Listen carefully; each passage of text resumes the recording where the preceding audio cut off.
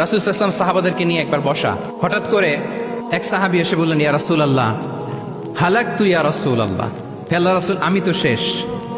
রাসূল সাল্লাল্লাহু আলাইহি ওয়াসাল্লাম বললেন, তুমি শেষ, তোমার আবার কি হলো?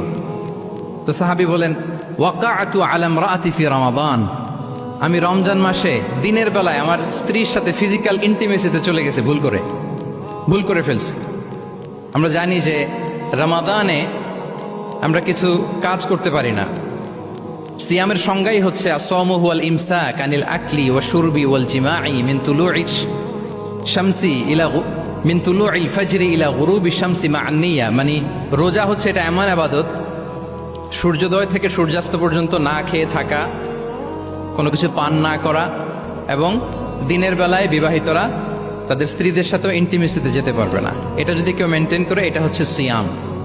তো সাহাবী বলে, ইয়া রাসূলুল্লাহ আমি তো শেষ, আমি তো দিনের বেলা ভুল করে ফেলছি, আমি তো আমার স্ত্রীর সাথে মেলামেশা করে ফেলছি, এখন কি করব?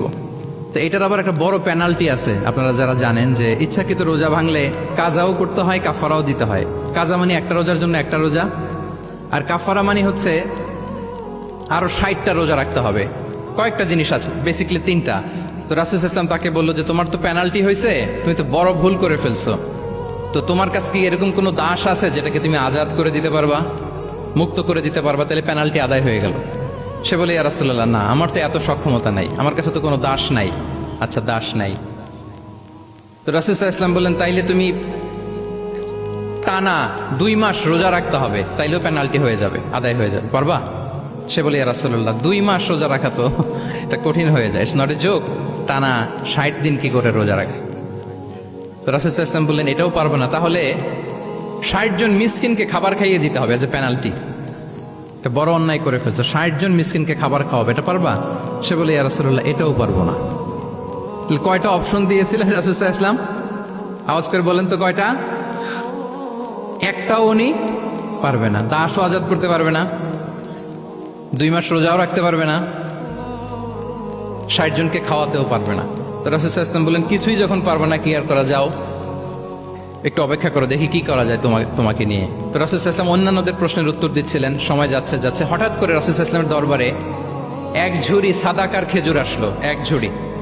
তো সাদাকার এক ঝুড়ি খেজুর দেখে রাসূল সাল্লাল্লাহু আলাইহি ওয়াসাল্লাম বললেন, ওই ব্যক্তিকে ডাকো যার কিছু নাই, কিছুই করতে পারবে না। ডেকে আনা হলো। রাসূল সাল্লাল্লাহু আলাইহি ওয়াসাল্লাম বললেন, যাও, তুমি তো কিছুই করতে পারবে না, এই এক ঝুড়ি চ্যারিটির খেজুর, সাদাকার খেজুর তুমি গরিবদের মাঝে বিতরণ করে দাও, তাসাদ্দাক বিহা, এটা বিতরণ করে দাও, তাইলে আশা করি আল্লাহ তোমাকে মাফ করবে।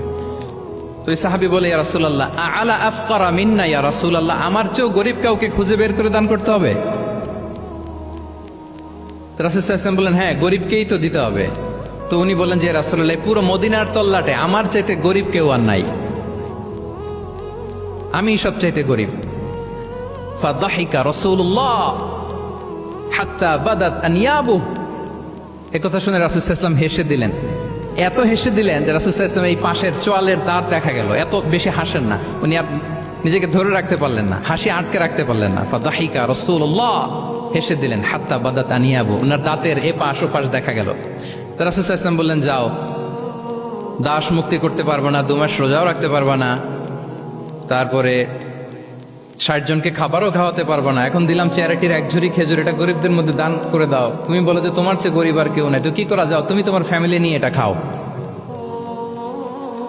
তোমার ফ্যামিলির মেম্বার্স যারা আছে এদেরকে নিয়ে এটা কি করো, খাও। দেখেন আমাদের সুবিধা অসুবিধাকে ইসলাম কতটা বিবেচনায় নেয়। আসছিল পেনাল্টি দিতে, কথা বুঝতেছেন আমার? ওই সাহাবী রাসূল সাল্লাল্লাহু আলাইহি ওয়াসাল্লামের কাছে আসছিল কি দিতে, পেনাল্টি। এখন নিয়ে গেল কি, এক ঝুড়ি। আল্লাহু আকবার পড়বেন না? দিস ইজ আওয়ার ইসলাম, যেটা নিয়ে আমাদের প্রাউড ফিল করা উচিত। কি বলেন? আমাদের যে ধর্ম জ্ঞানের কথা বলে, আমাদের যে ধর্ম মানবতার কথা বলে, আমাদের যে ধর্ম এমন বিধান দেয় যেটা মানতে পালন করতে আমাদের কষ্ট হয় না, বরং আমাদের সুবিধা অসুবিধা বিবেচনায় নেয়, সে ধর্ম নিয়ে, সে ইসলাম নিয়ে আমাদের প্রাউড ফিল করা উচিত কিনা বলেন? শুনি নাই আমি, ইয়েস অর নো?